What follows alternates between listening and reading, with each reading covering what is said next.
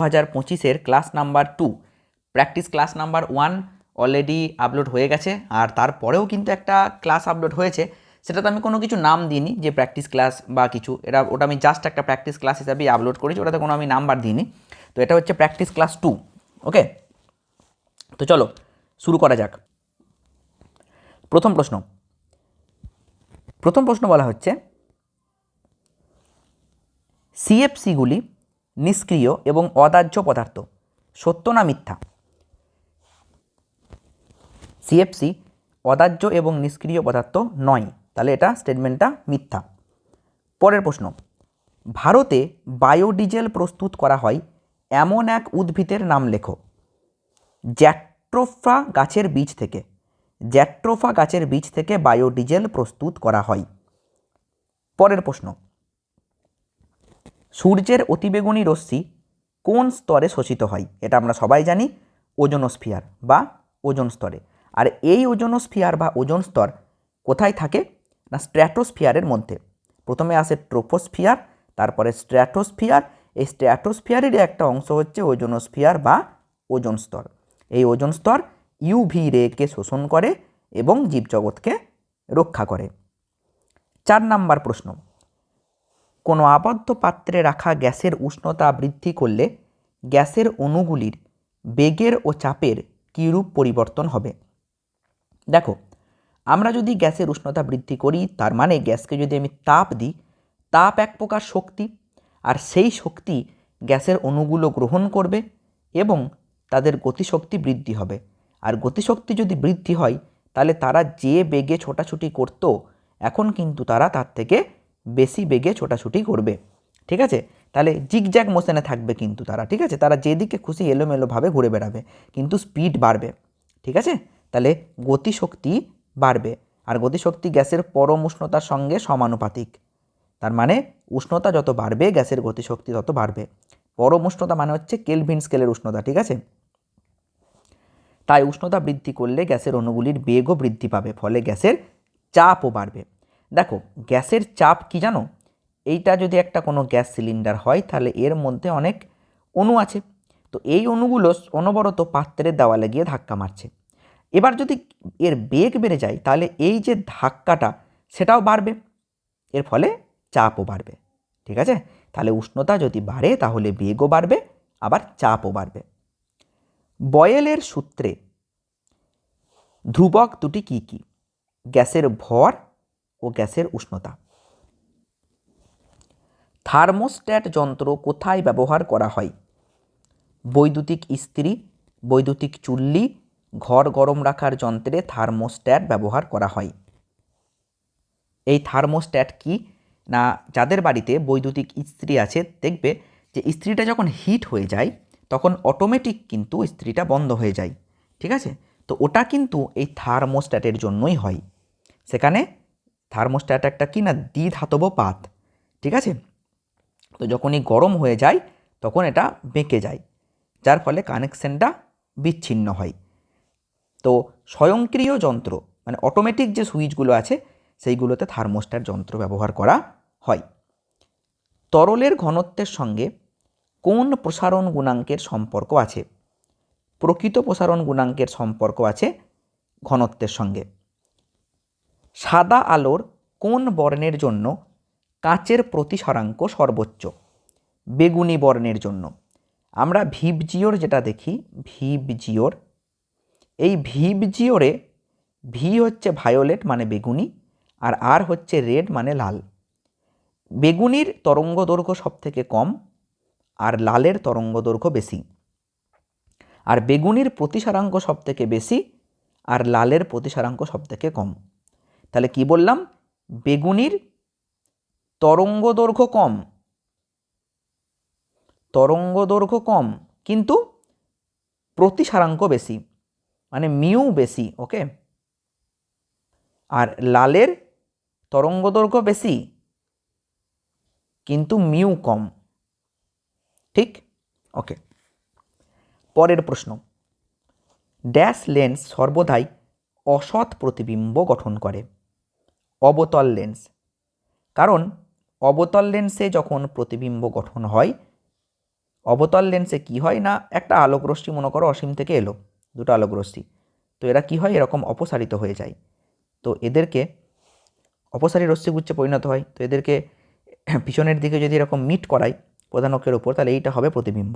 তাহলে সত্যি সত্যি কি রেগুলো মিট করলো? না, করলো না। আর সত্যি সত্যি রে যদি মিট না করে তাহলে সেটা হবে অসৎ প্রতিবিম্ব। পরের প্রশ্ন, ডায়নামোতে কোন শক্তি থেকে কোন শক্তি উৎপন্ন হয়? যান্ত্রিক শক্তি থেকে তড়িৎ শক্তি। আমরা ডায়নামো কখন ব্যবহার করি? কারেন্ট চলে গেলে, কারেন্ট পাওয়ার জন্য। তাহলে আমাদের তড়িৎ শক্তি চাই, সেই জন্য ডায়নামো ব্যবহার করি। তাহলে অন্য কোনো শক্তিকে তড়িৎ শক্তিতে রূপান্তরিত করতে হবে, ঠিক কি না? সেই জন্য কিন্তু যান্ত্রিক শক্তি থেকে তড়িৎ শক্তিতে রূপান্তরিত হয়, ঠিক আছে, ডায়নামোতে। এসআইতে তড়িৎ ক্ষমতার একক কী? ওয়াট।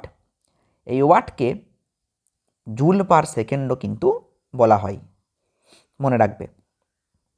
পৃথিবীর বয়স নির্ণয় করতে ব্যবহৃত তেজস্ক্রিয় আইসোটোপ কি? 6C14। 6C14 এভাবে লেখা হয় এটাকে, ঠিক আছে। তো কার্বনের এই আইসোটোপটা ব্যবহার করা হয় পৃথিবীর বয়স নির্ণয়ে। কোশ্চেন নাম্বার 13, কোনো তেজস্ক্রিয় পরমাণু থেকে কোনো তেজস্ক্রিয় রশ্মি নির্গত হলে ভর সংখ্যা অপরিবর্তিত থাকে। আচ্ছা, কোনো তেজস্ক্রিয় পরমাণু থেকে কোন তেজস্ক্রিয় রশ্মি নির্গত হলে ভর সংখ্যা অপরিবর্তিত থাকে? দেখো, বিটা রশ্মি বেরিয়ে গেলেও ভর সংখ্যা অপরিবর্তিত থাকবে, আবার গামা রশ্মি যদি বেরিয়ে যায় তাহলেও কিন্তু ভর সংখ্যা অপরিবর্তিত থাকবে। কিন্তু আলফা যদি বেরিয়ে যায় তাহলে ভর সংখ্যারও পরিবর্তন হবে, আবার পারমাণবিক সংখ্যারও পরিবর্তন হবে। আমি আর একটু ডিটেলসে বলে দিই। মনে করো এক্স জেড এ, এখান থেকে একটা আলফা বেরিয়ে গেল, তৈরি হলো ওয়াই Z-2 A-4। এটা আলফা বিঘটনে হয়। আর বিটা বিঘটনে কি হয়? ছিল মনে করো এক্স জেড এ, একটা বিটা বেরিয়ে গেল, হলো ওয়াই, ওপরটা হবে এ ছিল এই থাকবে, আর এইটা হয়ে যাবে Z+1। তাহলে দেখো উপরের এই ভর সংখ্যাটা কিন্তু কোনো পরিবর্তন হয়নি, ঠিক আছে। আর গামা বেরিয়ে গেলে কি হয়? যা ছিল তাই থাকবে কনফিগারেশনটা, ঠিক আছে, কিচ্ছু চেঞ্জ হবে না। কোশ্চেন নাম্বার 14, অক্সিজেন এবং অক্সিজেন 2- এর মধ্যে কোনটি আকারে বড়? অক্সিজেন 2- আকারে বড়, কারণ এর দুটো ইলেকট্রন বেশি আছে, কারণ অক্সিজেন আর এখানে 2- মানে দুটো ইলেকট্রন গ্রহণ করেছে। কোশ্চেন নাম্বার 15, তেজস্ক্রিয় হ্যালোজেন মৌলের নাম লেখো। অ্যাস্টাটিন। অ্যাস্টাটিন হলো হ্যালোজেন, আবার এটা তেজস্ক্রিয়। দুটি অধাতুর মধ্যে সাধারণত কী ধরনের বন্ধন দেখা যায়? সমযোজী বন্ধন। অধাতুর মধ্যে সমযোজী বন্ধন দেখা যায় সাধারণত। তড়িৎ বিশ্লেষণ পদ্ধতিতে নিষ্কাশিত হয় এমন একটি ধাতুর নাম লেখো। সোডিয়াম, পটাশিয়াম, অ্যালুমিনিয়াম ইত্যাদি, এইগুলো তড়িৎ বিশ্লেষণ পদ্ধতিতে নিষ্কাশিত হয়। Cu2+ প্লাস 2e, তার মানে Cu2+ দুটো ইলেকট্রন গ্রহণ করলো, দিয়ে কপার ধাতুতে পরিণত হলো, এবং Cu-2e Cu2+ দুটো ইলেকট্রন বর্জন করে Cu2+ পরিণত হলো। এই বিক্রিয়া দুটির মধ্যে কোনটি ক্যাথোডে ঘটে? দেখো, ক্যাথোডে বিজারণ ঘটে, আর ইলেকট্রন যুক্ত হওয়াটা হচ্ছে বিজারণ। তাহলে এইটাই ক্যাথোডে ঘটেছে, এই যে, কারণ ক্যাথোড থেকেই কিন্তু ইলেকট্রন নেবে আর অ্যানোডে গিয়ে ইলেকট্রন দিয়ে দেবে। এই যে এই বিক্রিয়াটা কোথায় হবে? অ্যানোডে। আর ইলেকট্রন ছেড়ে দেওয়া মানে হচ্ছে জারণ, তাহলে এইটা জারণ বিক্রিয়া হবে, ঠিক আছে। নেক্সট কোশ্চেন, Al2SO4 এর তড়িৎ বিয়োজনে কটি ক্যাটায়ন উৎপন্ন হয়? দুটি ক্যাটায়ন উৎপন্ন হয়। নেসলার বিকারকের সঙ্গে অ্যামোনিয়ার বিক্রিয়ায় কী রং উৎপন্ন হয়? নেসলার বিকারকের সঙ্গে অ্যামোনিয়ার বিক্রিয়ায় তামাটে বা বাদামি বর্ণের অধক্ষেপ উৎপন্ন হয়। এই কোশ্চেনটা কিন্তু আসার খুব চান্স। পরের প্রশ্ন, H2S এর জলীয় দ্রবণের প্রকৃতি কী রূপ? আম্লিক মানে অ্যাসিডিক, তাই তো? নীল লিটমাসকে লাল করে। তাহলে H2S এর জলীয় দ্রবণ কী প্রকৃতির? আম্লিক প্রকৃতির। আর একটা দেয় যে অ্যামোনিয়ার জলীয় দ্রবণ কী প্রকৃতির? সেটা হবে ক্ষারীয় প্রকৃতির। পরের প্রশ্ন, অসওয়াল্ড পদ্ধতিতে কোন অ্যাসিডের শিল্প উৎপাদন করা হয়? অসওয়াল্ড পদ্ধতি ব্যবহার করা হয় নাইট্রিক অ্যাসিডকে প্রস্তুত করার জন্য। ব্রোঞ্জের একটি ব্যবহার লেখো। মুদ্রা, মূর্তি, বাসনপত্র, যন্ত্রাংশ প্রস্তুতিতে ব্যবহার করা হয় ব্রোঞ্জ। কপার আর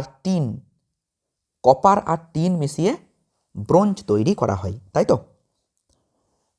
আয়রনের দুটি সংকর ধাতুর নাম লেখো। স্টেনলেস স্টিল, এর মধ্যে আয়রন থাকে, আর ইনভার। ঠিক আছে, দুটো ধাতু মিশিয়ে যে ধাতু তৈরি করা হয় তাকেই তো আমরা সংকর ধাতু বলি, দুই বা ততোধিক ধাতু মিশিয়ে। তাহলে স্টেনলেস স্টিল হলো আয়রনের সংকর ধাতু, আবার ইনভারও হলো আয়রনের সংকর ধাতু। ইথাইল অ্যালকোহলের নিরুদনে উৎপন্ন যৌগের নাম কি? ইথাইল অ্যালকোহলের নিরুদনে উৎপন্ন যৌগ হচ্ছে ethylene. CH3C triple bond CH এর IUPAC নামকরণ কি?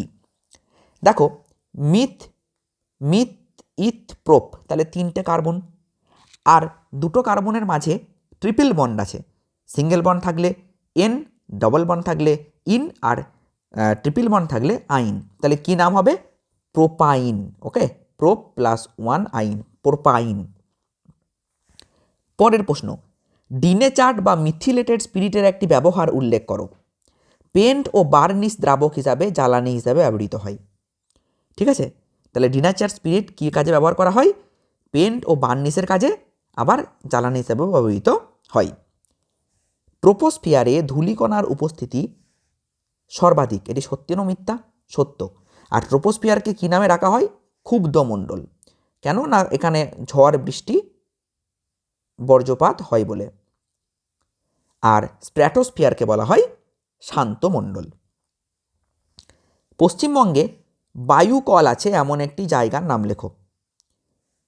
দক্ষিণ 24 পরগনা বলতে পারো, কাকদ্বীপ বলতে পারো, ফ্রেজারগঞ্জ বলতে পারো, এইগুলোতে কি আছে? বায়ুকল আছে। আচ্ছা, বায়ুকলে কি হয় না, বায়ু শক্তিকে কাজে লাগিয়ে বৈদ্যুতিক শক্তি উৎপন্ন করা হয়, এটাও দিতে পারে। পরের প্রশ্ন, বায়ুমণ্ডলে যে বিক্রিয়ার মাধ্যমে ওজোন সৃষ্টি হয় তার নাম কি? আলোক রাসায়নিক বিক্রিয়া। অক্সিজেন থেকে ওজোন হয়, ঠিক আছে, আলোক রাসায়নিক বিক্রিয়ার মাধ্যমে। দেখো, যদি আলো না থাকে তাহলে কিন্তু অক্সিজেন থেকে ওজোন সৃষ্টি হবে না, সেই জন্য আলোক রাসায়নিক বিক্রিয়া। পরম উষ্ণতা সাপেক্ষে চার্লসের সূত্রের গাণিতিক রূপটি লেখো।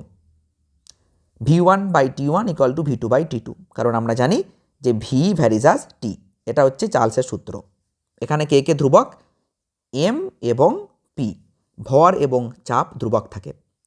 তাহলে এখান থেকে আমরা কি লিখতে পারি না, V1/T1 = V2/T2।